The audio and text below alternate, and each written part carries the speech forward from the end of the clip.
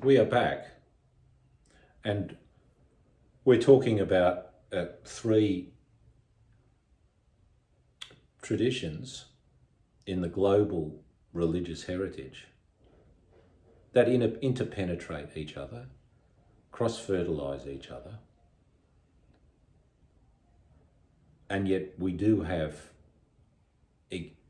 relatively pure examples of these as well to examine, to learn from. Because if you're a practitioner of one of the prophetic traditions, it's fairly easy to understand somebody else coming from that prophetic tradition or a similar one, a cousin. You know what I'm saying? There's a kind of kinship relationship. It's like they're members of a family. Whereas you get more distant relatives. So when you move from the Middle East to the Far East, you can see this emphasis on mysticism and the experience of merging of the individual soul into the oversoul, of the finite into the infinite.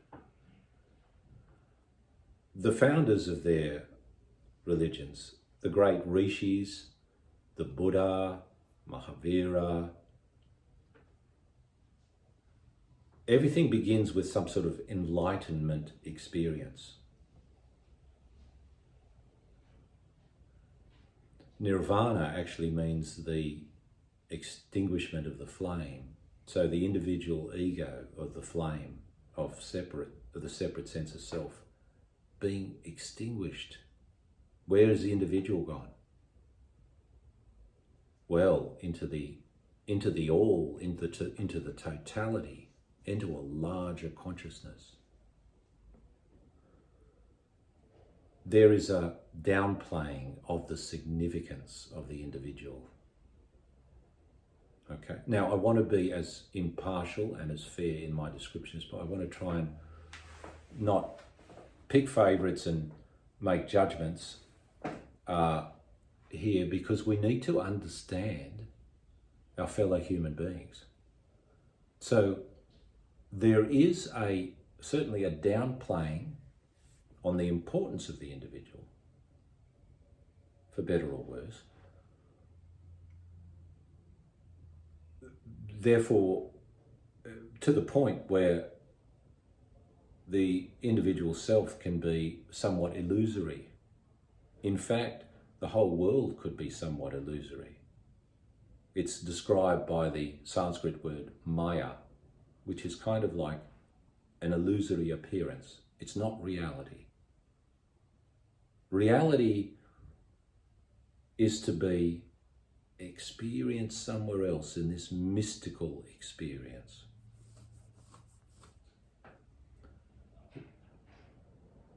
Buddhism began like this, and in its trajectory up from India through China and into Japan, it budded forth Zen Buddhism. And Zen Buddhism is all about the Satori and enlightenment experience. In Hinduism, the advanced calculus of that religion is called yoga, and the yogi's ultimate aim is samadhi, which is again an obliteration of the dualism that exists between subject and object, between the finite self and the infinite. Even the Taoism of China was more about the experience of the Tao, the way. You could regard that as a mystical experience. That's the end, the purpose of the religion. And so if the individual is kind of overrated, it's not surprising that you also find religious schemes of rebirth, reincarnation, and so on. which don't preserve the uniqueness of the individual. Because what really counts is the ultimate transcendent reality. And religion is about dissolving oneself in the ultimate. It's very broad brush. It's an oversimplification. But if you grasp that, it'll help you understand the diversity of the global religious experience.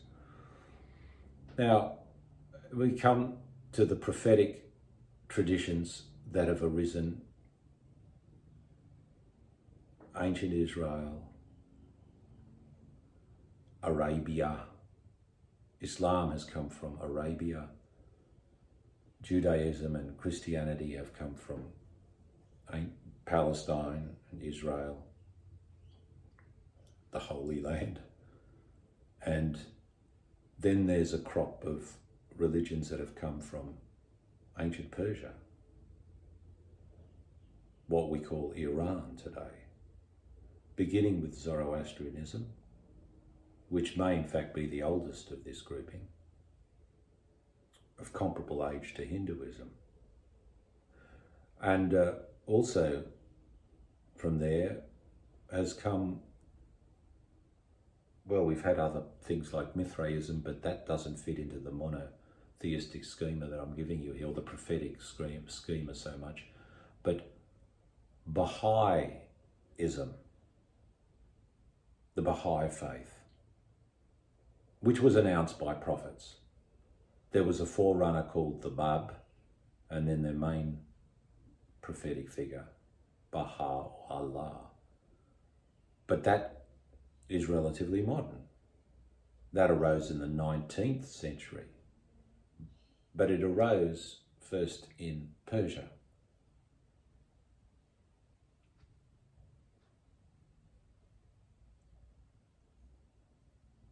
Now, if the distance between God and the human being has to be preserved, if the keynote is a loving relationship, well, it takes two to love.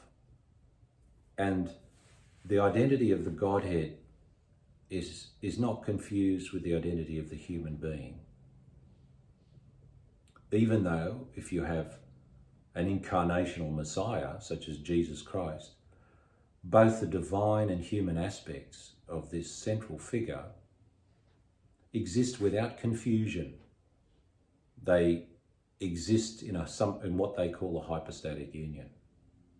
But we can't go into the theology more than to say that it's important in the monotheistic traditions that we don't confuse divinity and humanity, but we respect their difference. And by respecting their difference, we don't diminish the transcendence of the Creator, the almightiness of the Creator, if you like. And we adopt a proper disposition of awe and worship towards the Creator, which we should not have for anything within the creation. Otherwise, there is always the temptation and the slippage into idolatry. Idolatry is a substitution of the wrong object of worship for the right object of worship.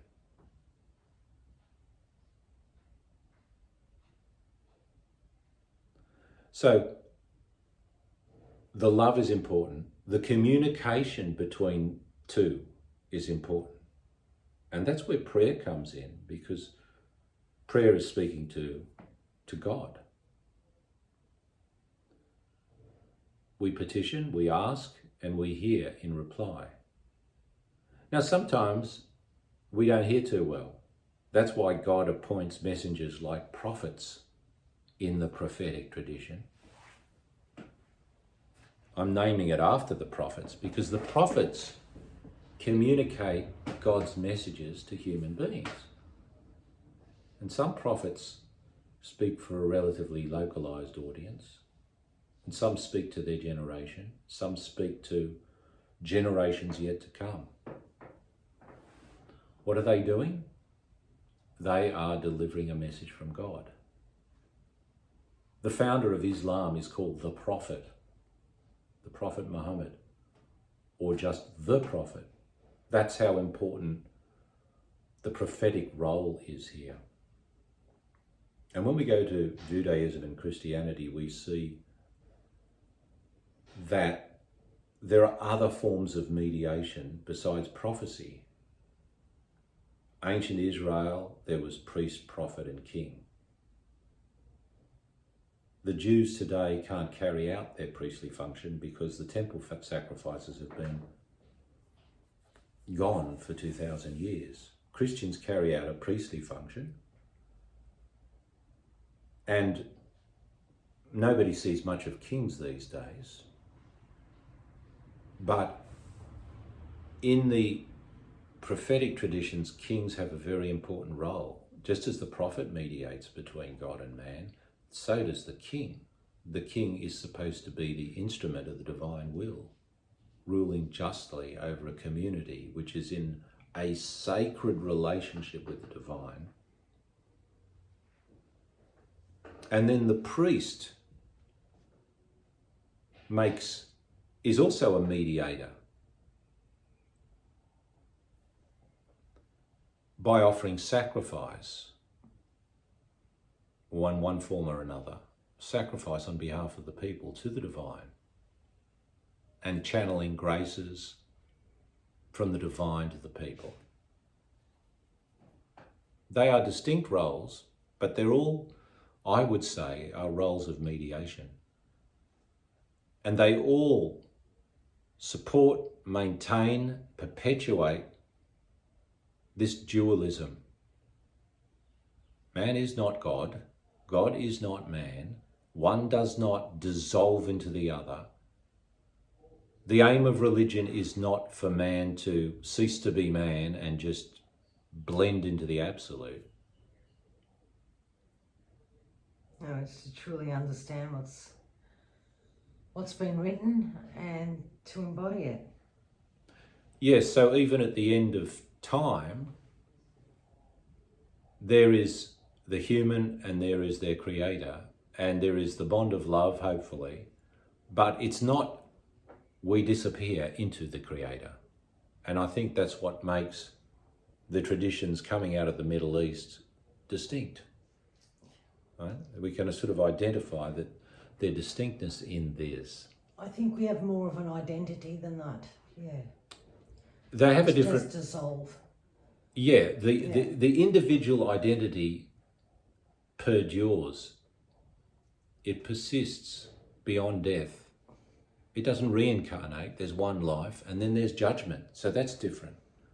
And even time is different. So it's different from the cycles of time you get in the East. It's more linear. It's heading towards a telos, an end.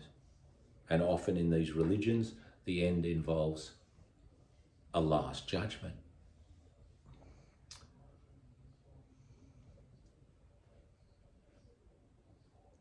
Now we move to the occult tradition.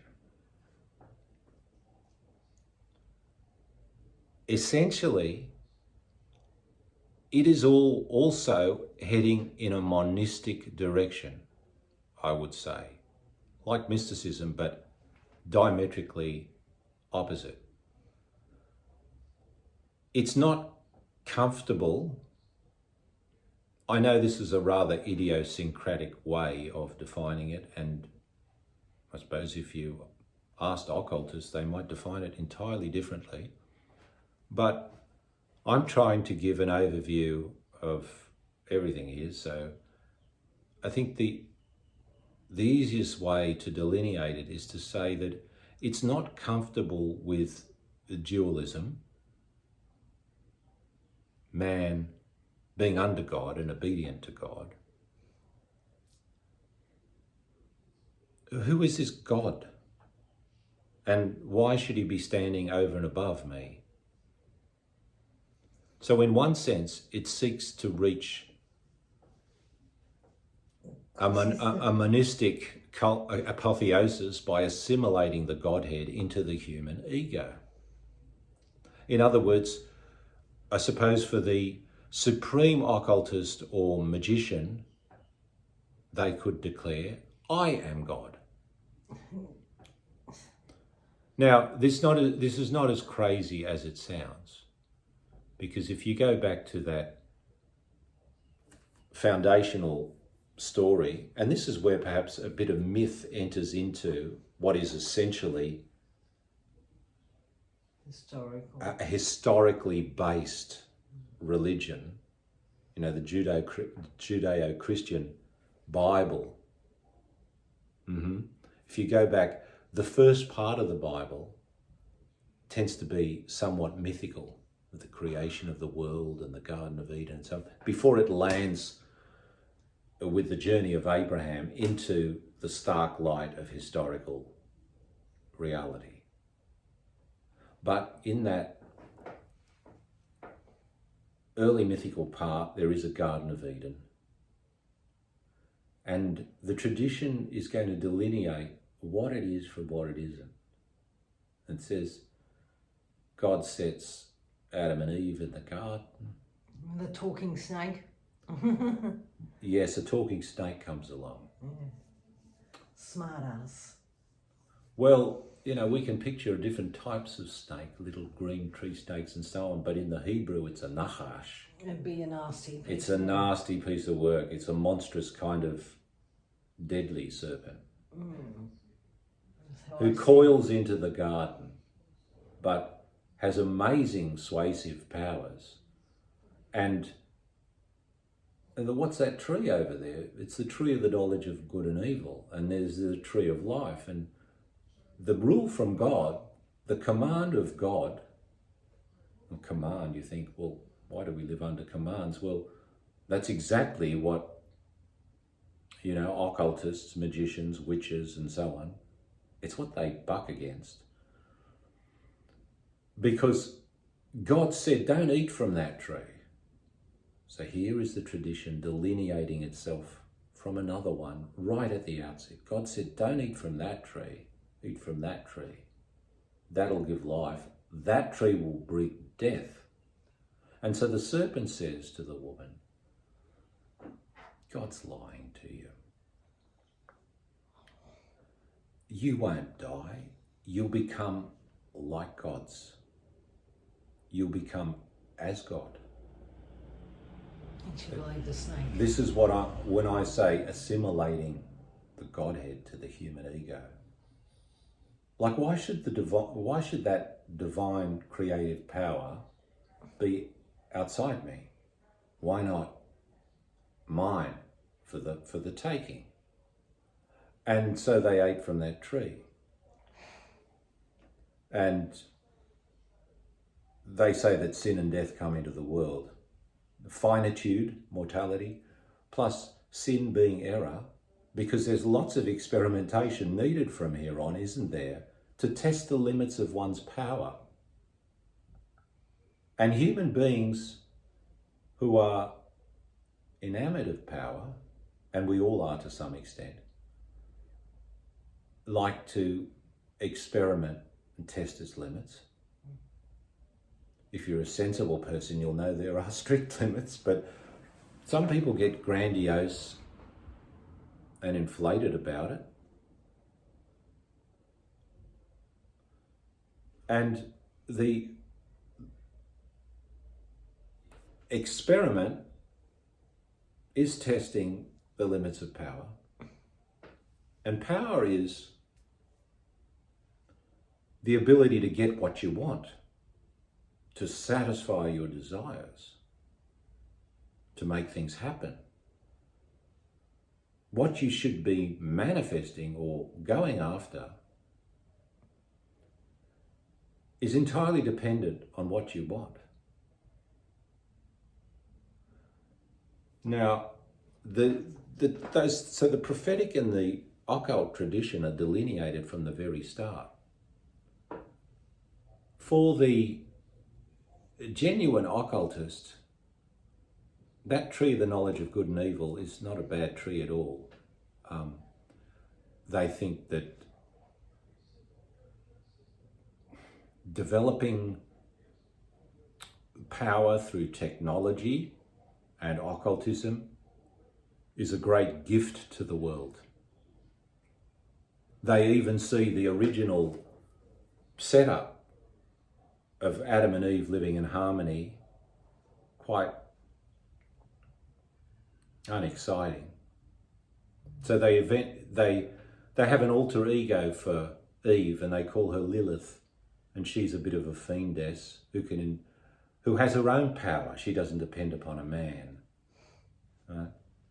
It's not about working with a man, it's about having your own power. So in many ways they find that tradition of living in obedience to God, to a creator, they find that not as appealing as the possibilities of exploring power. Becoming godlike. And becoming godlike, do you see? So it's there at the beginning. So occultism does not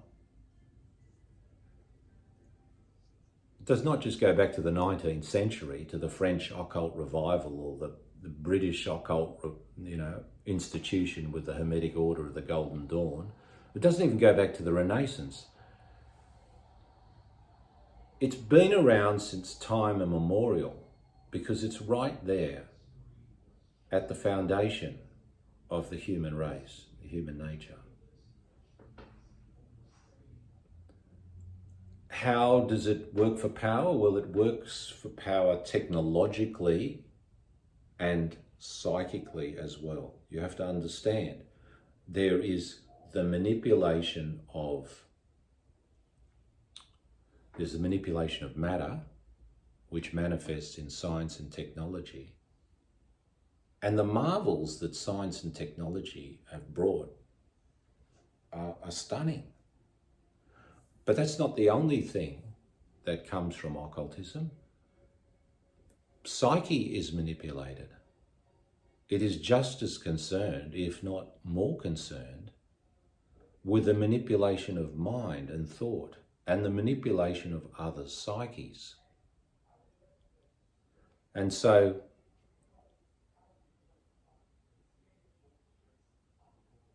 power is an ambiguous thing. We can equivocate over it because it's not only the power to invent something that can serve as a machine or a tool to advance human existence. It is the power to control other human beings.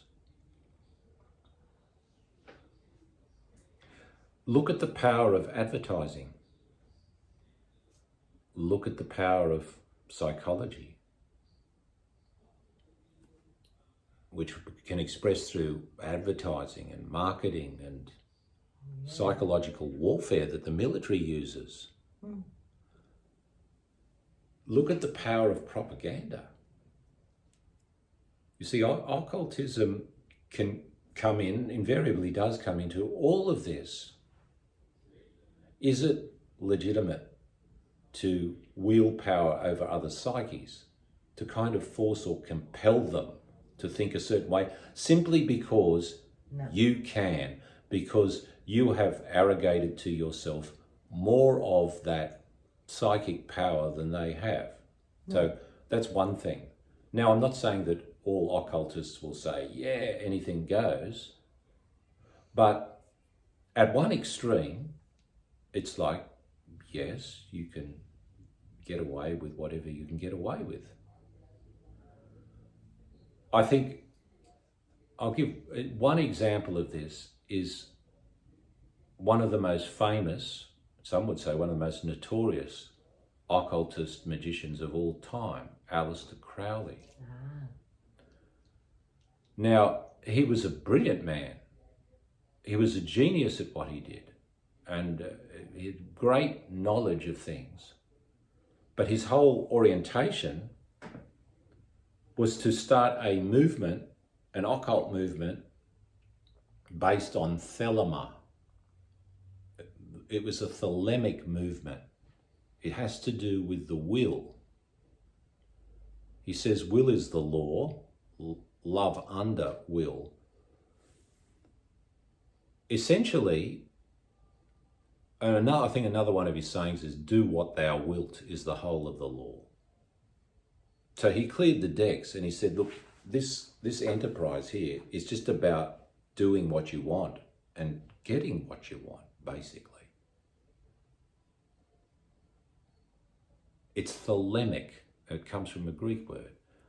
And it's influenced so much of modern thought, as well as the New Age movement, as well as political ideologies. And we owe it to ourselves to understand it. But Crowley had an enormous influence. The reason this is so alien to people in the prophetic traditions is that we are to have a disposition that we can't take ourselves too seriously or put too much faith in ourselves. We know we have a predisposition to get things wrong. That's been called original sin by theologians. Therefore, we need to trust in God, in God's will, and try to do God's will. And sometimes God intervenes and performs miracles in our lives and through us. So it's more a way of miracles. But for the occult, we all hang for. We all love miracles. We sure do. The occultist, the pure occultist, co-opts the miracle and makes it a magical operation. That is to say, I can make it happen. There are laws of mind and laws of manifestation. And if I just do the right thing, right? If I get the technique down pat, then I can make it happen. And that is one definition of magic. So in the occult tradition, the emphasis is on magic. In the prophetic tradition, it's on miracle. Another distinguishing point.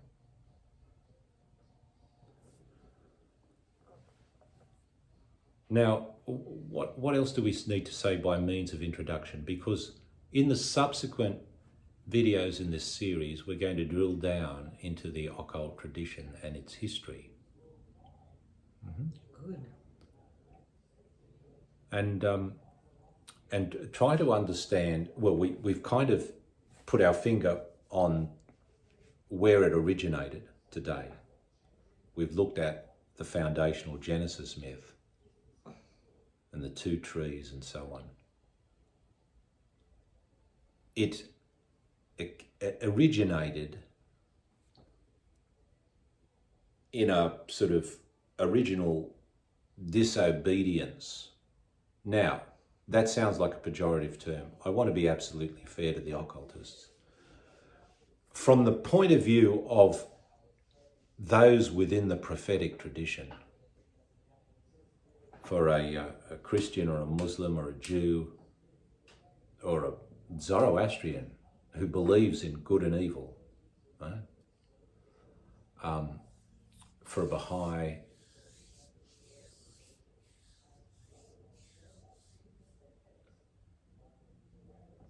the best thing you can do is to be obedient and submissive to God.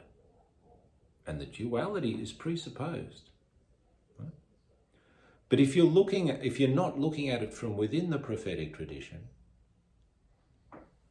but if you're looking at it through the occultist's eyes, to be fair to them, they don't define it in terms of disobedience so much as in terms of the pure appropriation of power. Disobedient to whom? Maybe I'm God. Because that thought has to enter into your head, right? Whether you picture a Nahash of serpent saying, oh, right, eat of this tree, the thought ends up being lodged in there. Maybe that's my power. Maybe it's mine. We see that this has influenced modern philosophy, Friedrich Nietzsche, will to power.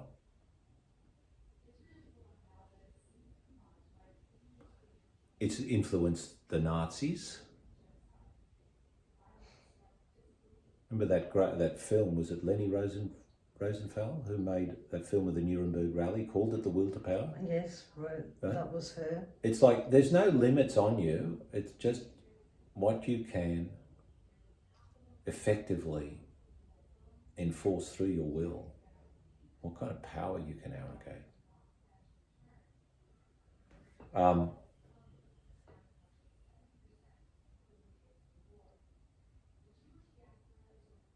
It influences lots of modalities today. Who observes the limits of their power? You could probably think of other influences. Look, I'm not just singling out Nazis because, okay, the Allies fought the Nazis. Do you realise that one of the big consultants for Winston Churchill was Aleister Crowley? Wow. Churchill was turning to Aleister Crowley to cast horoscopes and give advice based on occult principles. During the Second World War, when times get tough, when there's war, look where people turn under stress and you'll see what they truly believe. But Winston Churchill was a Freemason himself. Now, Freemasonry, I put on the occult, it is part of the occult tradition. There's lots of things like Rosicrucianism and Freemasonry and so on, and we'll get around to it. But Queen Elizabeth I, the Virgin Queen of England,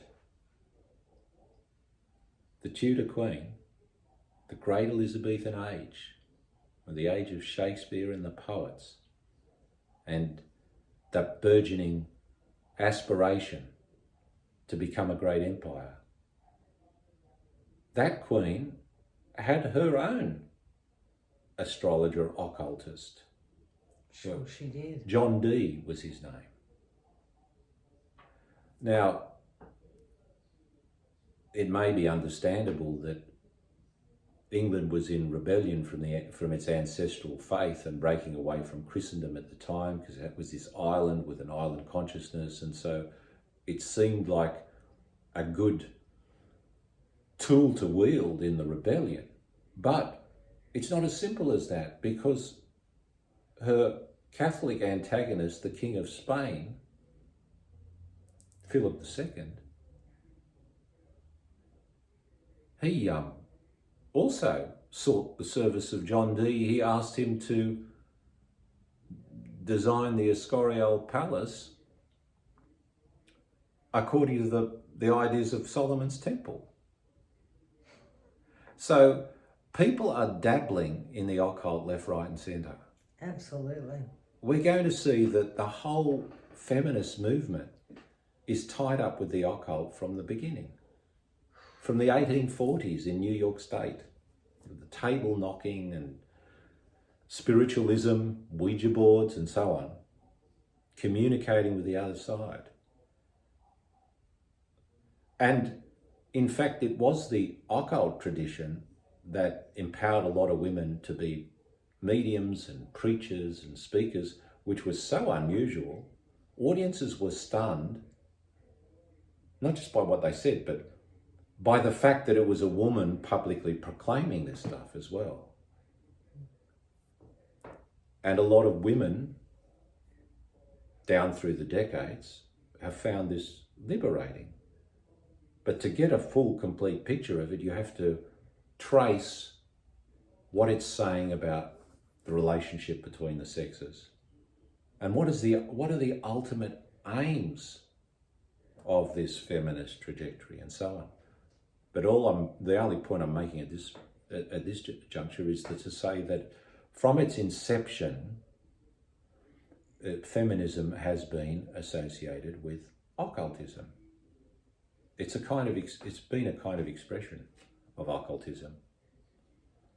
At some points in its history, it's kind of taken on aspects of a goddess movement as well, which you could say, well, that ties into the matriarchal religions,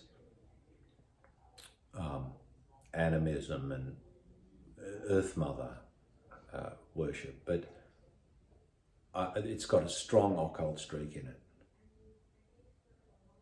And wherever there is ritual in religion, be it prophetic, be it Eastern religion, mystical religion or whatever, wherever there is ritual and wherever there is elements of what we might call, where there are elements of divination or where there are elements of star knowledge,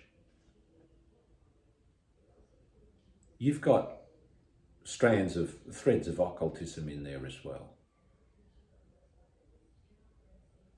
So in practice, these traditions are interpenetrating, but I'm just isolating them for the purposes of understanding. So when we come back in our next video, we'll go more deeply into occultism and its history and practice.